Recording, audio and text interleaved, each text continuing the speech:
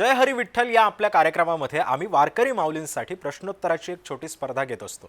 प्रश्नांची योग्य उत्तरे देणाऱ्या विजेत्यांना आमचे सहप्रायोजक राजबिंदू आणि ग्रीन गोल्ड सीड्स यांच्या वतीने बक्षिसे सुद्धा दिली जातात। चला तर मग पाहूयात आजच्या भागामध्ये कुणी कुणी बक्षिसे पटकावलेत आणि कोण आहेत ते आजच्या भागातले भाग्यवान वारकरी।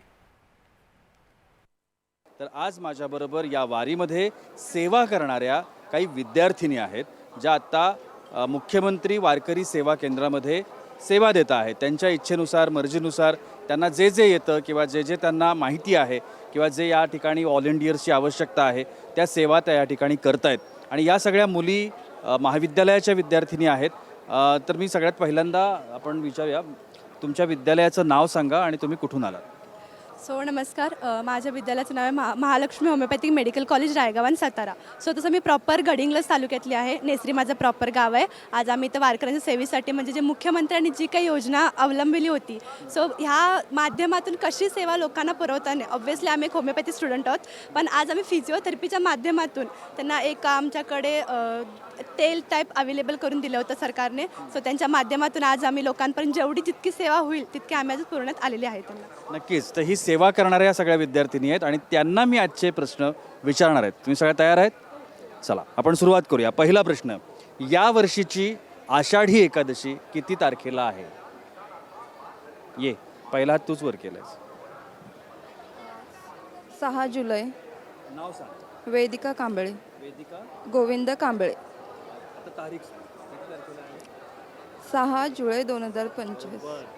6 जुलैला या वर्षीची आषाढी एकादशी आहे।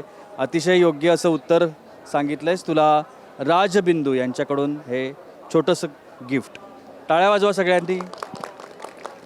आता दुसरा प्रश्न, संत ज्ञानेश्वर माऊलींनी समाधी घेतली आपल्याला सगळ्यांनाच माहिती आहे, पण वयाच्या कितव्या वर्षी समाधी घेतली? ये नाव सांग। कविता महादेव केकान।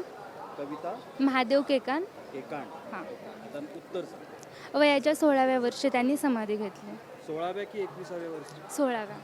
16व्या वर्षी। वयाच्या 16व्या वर्षी ज्ञानेश्वर माऊलींनी समाधी घेतली। आपण हिला एक देऊया छोटंसं गीत आमच्या ग्रीन गोल्ड सीड्स या सहप्रायोजकांच्या वतीनं।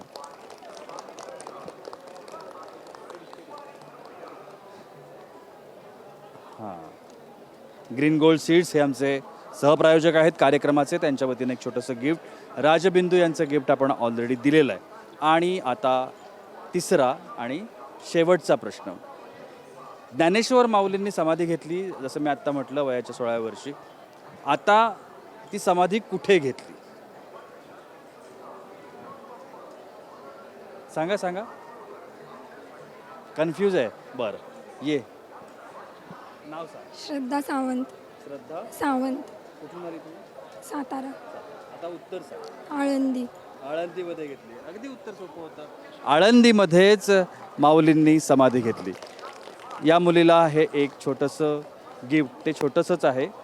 अभिनंदन आणि तुम्ही सहभागी झालात त्यासाठी तुम्हा सगळ्यांचे खूप खूप आभार। थँक्यू। जय हरी विठ्ठल।